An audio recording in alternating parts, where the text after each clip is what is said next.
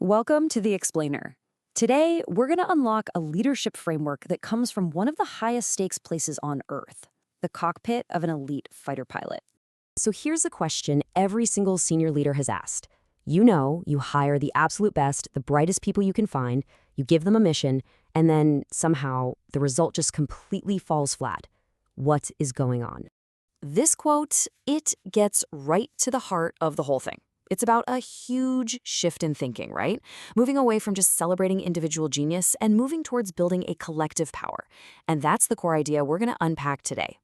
Okay, so to really get the solution, first we have to diagnose the problem with, brutal honesty. So let's look at a scenario that is probably all too common, when having excellent people in silos leads to a total failure for the team. Let me walk you through a story that might feel, a little uncomfortably familiar. Just imagine a major product launch. The stakes are incredibly high, the teams are super talented, but something is just deeply, deeply broken right under the surface.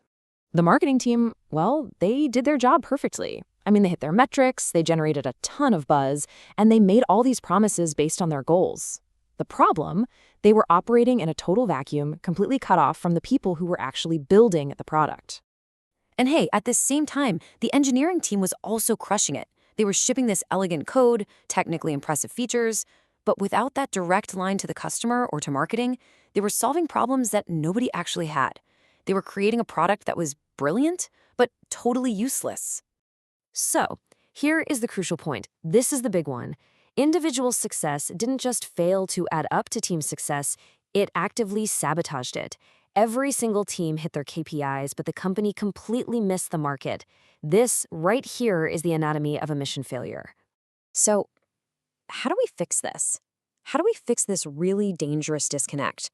Well, the source material gives us a super powerful mental model, one drawn from a world where teamwork isn't just a nice to have, it's literally a matter of survival. Now, don't get this twisted. This mindset is not about being a lone wolf, some kind of individual maverick. Nope. It's about being the most effective, most trusted part of a high-speed, high-trust network where the team's victory is the only victory that matters. So this mindset, it's really built on 4 core pillars. And these aren't just, abstract ideas. They are the concrete foundations of a winning team. And we're about to break down every single one. Now, this slide is really interesting because it maps out the whole landscape of team dynamics. See, we often think high performance is enough. But a high-performing individualist, that's a prima donna, and they're actually a liability. The real goal, where we all want to be, is in that top right corner, the fighter squadron. That's where high performance and team focus combine to create a unit that just wins. For most leaders, this is a pretty radical shift. We're trained to hunt for A players, those individual stars. But the fighter pilot mindset challenges us to stop collecting talent and to start building a truly cohesive unit. Because ultimately, this framework isn't just a set of tactics. It's a blueprint for your culture. It's all about creating an environment where every single person feels their fingerprint is on the mission, and they know, deep down, that their success is completely tied to everyone else's. Okay, so this all sounds great in theory, right? But how do we actually put this into practice? Let's get into the implementation and see how you can start to transform your team of individuals into a real, high-flying squadron. So here they are. 4 direct commands for you as a leader. It all starts with making learning a ritual through debriefs. It means empowering your team to protect you and the mission. It means you have to make sure everyone knows exactly how their work matters. And it demands a culture of just relentless preparation. Look, theory is the blueprint, sure, but action is what actually gets you off the ground. So what can you do the minute you walk into the office on Monday to start building this culture? Well, here is one simple but incredibly powerful action. This is it. This is your move. After your very next project or sprint or launch, doesn't matter if you won or lost, get the entire team in a room.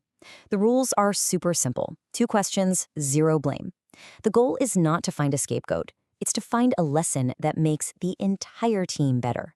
I'm telling you, this single ritual, more than anything else, will start to completely transform your culture. And really, that's the ultimate question this framework leaves us with. It's not just about what you do, it's about how you see your team and your role as a leader.